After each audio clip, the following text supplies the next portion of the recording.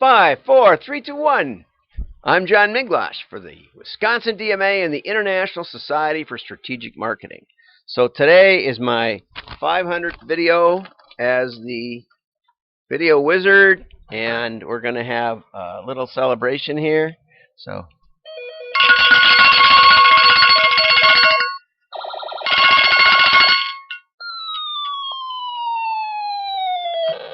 and that's probably enough of that. Okay, and let's talk.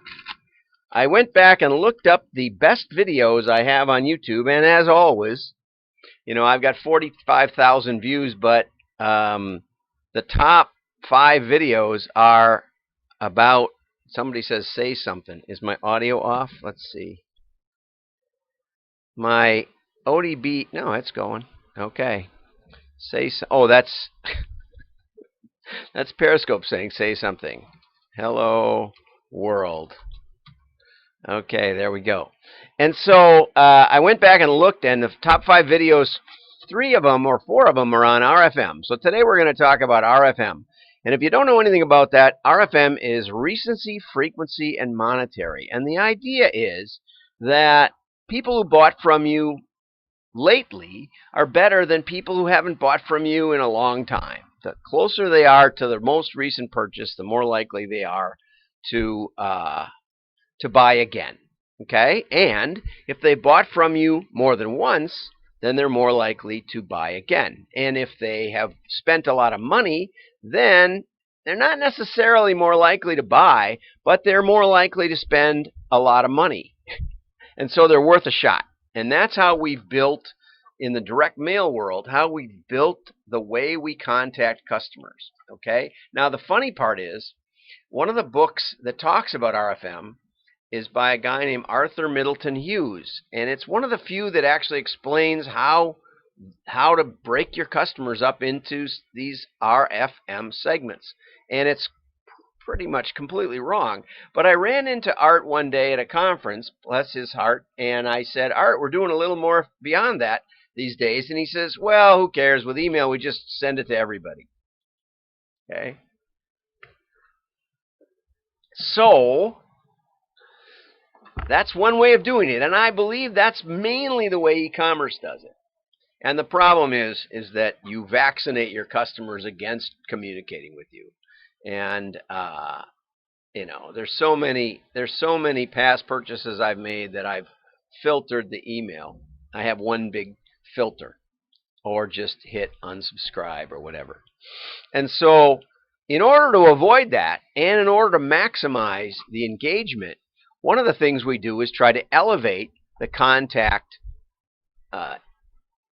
cost, but also engagement. So if you're a business-to-business cataloger, I once said to Jack Miller, do you think there's enough business in Chicago to just hire somebody to go around and say thank you? Just shake hands, say thank you for buying for Quill. Is that it? Yeah, that's it. Thanks. I said, do you think that would generate business? He said, absolutely. I said, do you think there's enough in Chicago for 2 people? And he said, sure. We got tens of thousands of customers in the Chicago metro, which is where they were located. I said, so the question wasn't, should you have a sales force, but how many and how do you manage them? And he got mad. I was always trying to make Jack mad. Anyway, I did pretty well at it. And he said, we got where we did by firing all the salespeople. Yeah, well, those days maybe there's a time to try something new. And so for B2B mailers only, I would suggest they call. And so at Guerin Products, Art Crowley Jr., I said, hey, he needed a turnaround right away. Wanted to do something right away that would make him money. And I said, well, why don't you look at the number of customers that were in your top 1% last year, and it was about this time of year, and haven't bought or didn't buy in the first quarter, and just give them a call. He said, we don't have an outbound telemarketing department. I said, let me say that again. Just give them a call. How about you? Well, he was the son of the founder, so he didn't think that way. But he did. And it wasn't very many people. The top 1%, I don't know, maybe it was 1,000 customers. But he gives them a call, and he found out that the number one reason why people had stopped buying from him, the biggest customers he had, was because the guy who was buying changed jobs. They were sending a catalog to that same address. And guess what? Somebody else needed the catalog, and they weren't getting it. So they got the new name, and business rocketed, and it more than paid for my consulting fees. So there's a lot of things you can do with RFM kind of thinking that that takes two components. One component is, what is the value? What is the expected value of a particular customer? And then start thinking, what can we afford to spend if that customer is so valuable? That's how we got Cabela's consumer example. We suggested to Cabela's that there were business-to-business customers. And that was the impetus behind the legendary big book that Cabela's mailed out for a while. And also, they started an imprinted merchandise line, a whole line of, your logo here for lodges and for guides, and they could all have their own little line of merchandise. After you had your picture with the trophy fish or elk or whatever it was you're after. And so, same thing with Baseball Express. We found a small segment that was worth enormous value, and we said, you got to up your game. You don't just keep mailing them. And for the e-commerce people watching, I would say that's the number one element missing in e-commerce. Because you don't segment your customers, you don't understand the differential in value. That some customers are worth way more. It's always an 80-20. I've never not seen it. When I started with Amoco Oil back in the 80s, they wanted me to figure out a way to guess when a customer would buy next and what they would buy. And I looked at, we were selling tires, batteries, and accessories. I looked at, when did the customers buy what? Well, when it got really cold, they bought batteries because people were driving in with dead batteries, or whatever, needed a new battery. And other than that, maybe snow tires, you couldn't really predict what was going to happen because demand was driven by the customer driving in, not by some kind of business use. So I said, this doesn't make a bit of sense to try to guess what product they're going to use next. Okay, that is not a relevant offer. A special? Sure. But not, a special on batteries when it's getting cold. But other than that, it doesn't make a bit of sense. I said, instead, what we should do is we should vary the customer contact method and frequency by the value. But I was thinking, all the gas stations are all about 8 employees. And Hal Burnett told me on an airplane once, he was one of the principals of National Business List back again in the 80s, and he said, yeah, everybody thinks we have number of employees like we called all the companies. We just guessed. He said, gas stations, 10 employees. I said, I always wondered where those numbers came from. Yeah, he said, we just made them up. I swear he did. And so I was thinking all this, but when I actually analyzed the sales of gas stations, of Amoco gas stations across the country, guess what? Most of them are, 8 employees, or they're all little small town gas stations. But guess what? On I-80 there were some big ones, big truck stops, and those top 1% did about 20% of the business. The top 10% did about 50%, or 20% did at least 50%. So it always works. So that's the concept of RFM. And what we did with Amoco is we started tailoring. For the small accounts, we would mail them stuff. For the middle size, we would call them. We would call the small ones every now and then, not much, but a little. And what we found was that most of the accounts actually got better service than when we had just a sales force going to everybody. Or if you have just a catalog going to everybody, or if you have just digital ads and personalization and all the other baloney that you think is all you have to do in digital advertising. That's why the catalogers are still eating your lunch.